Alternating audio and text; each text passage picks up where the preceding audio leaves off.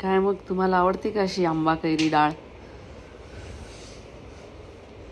चण्याची डाळ भिजू घातली होती मी 2-3 तास. त्याचं पाणी काढून याला कोरडं करून घ्यायचं आहे. कच्ची कैरी घ्यायची आहे. कैरी अशी कडकच घ्यायची आहे, नरम झालेली नको. याची साल काढून घ्यायची आहे आणि याला खिसून घ्यायचं आहे. कोरडी झालेली डाळ मिक्सरमध्ये घालून घ्यायची आहे. हिरव्या मिरच्या घालायच्या आहेत, मीठ घालून घ्यायचं आहे आणि थोडंसं आलं घालायचं आहे आणि खिसलेली कैरी घालायची आहे आणि याला मिक्सरमधनं फिरवून घ्यायचं आहे.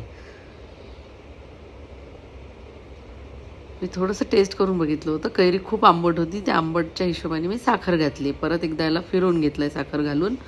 हे सगळं बाउलमध्ये काढून घ्यायचं आहे. आता याला फोडणी करू. पॅनमध्ये तेल घेतलं आहे, जिरं मोहरी घालून घ्यायची आहे, थोडासा हिंग घालायचा आहे, कढीपत्ता घालायचा आहे, हळद घालायची आहे. फोडणी थोडी थंड करून घ्यायची आहे. थंड झालेली फोडणी या वाटलेल्या डाळीवरती घालून घ्यायची. वरतून कोथिंबीर घालायची आहे. सर्व व्यवस्थित मिक्स करून घ्यायचं आहे. आपली आंबा डाळ तयार.